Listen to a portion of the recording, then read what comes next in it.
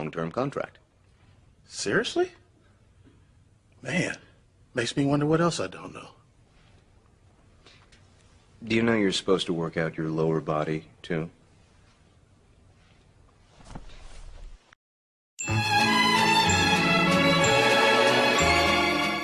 When it comes to pure muscle size, there really is nothing like the quads and the hamstrings. The quads are easily the largest muscle group in the whole body, making about 30% of all the muscle in your entire body. The hamstrings aren't far behind either. If all this is true, how do we train them? The quads can generally be divided up into 4 different muscles. The very large rectus femoris, which is very high up on your thigh. The vastus lateralis, the outer sweep. Vastus medialis, the inner sweep, and vastus intermedius, the one that sits kind of in the middle. The quads control what is called knee extension, also known as bringing your knee forward. Meanwhile, for the hamstrings, there's a semimembranosus, semitendinosus, as well as a bicep femoris. The hamstrings control what is called hip extension, extending your hip, as well as knee flexion, which is bringing your knee backwards. First, let's cover the quads. And if I were to pick only one exercise for the quads, probably be some type of squat variation. Basically, every type of squat, the main movement is knee extension, which is the main purpose of the quads, which makes them targeted heavily, especially in the standard barbell squat, the brutal Bulgarian split squat, the hack squat, as well as the Smith machine squat, which gets too much hate in my opinion. There's also the leg press, which just like the Smith machine squat, gets too much hate in my opinion, since overall it's actually a very solid exercise. There's also the leg extension, which in my opinion gets way too much hate.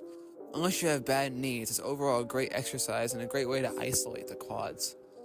As well as, if you max out on your machine, you can simply change to one leg, which again, don't do if you have bad knees, but most of us don't have bad knees. There's also the lunge, as well as a step up, which in my opinion aren't bad exercises, they're kind of just okay. There's also calisthenics, such as a sissy squat and a pistol squat, which are overall very good exercises, both of which do admittedly require quite a bit of balance to pull off, but overall, great exercises.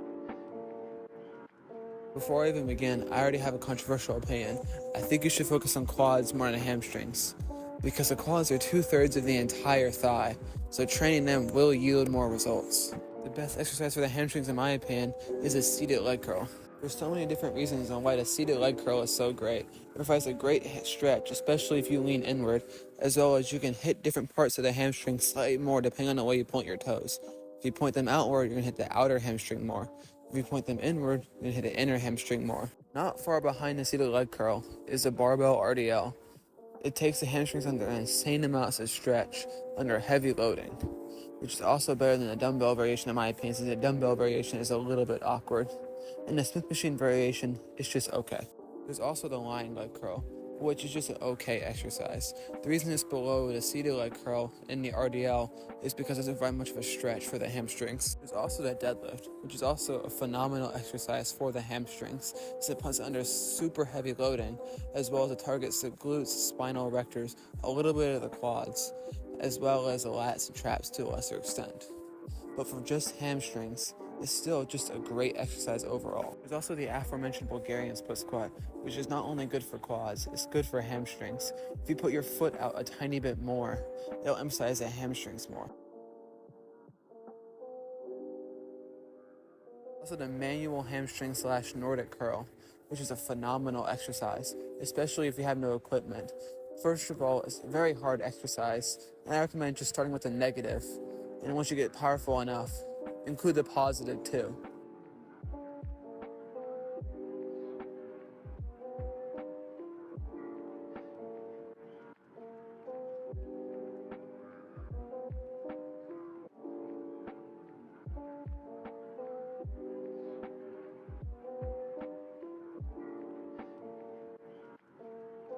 And that pretty much wraps it up. In conclusion, for the quads, you're going to get a movement that stretches it heavily that you can progressively overload.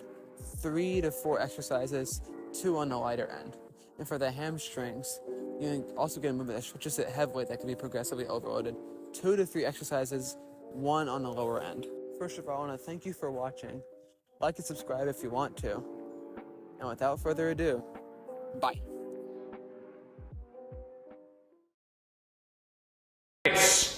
Check out my new favorite channel, It is so good. Oh my God. Look at it.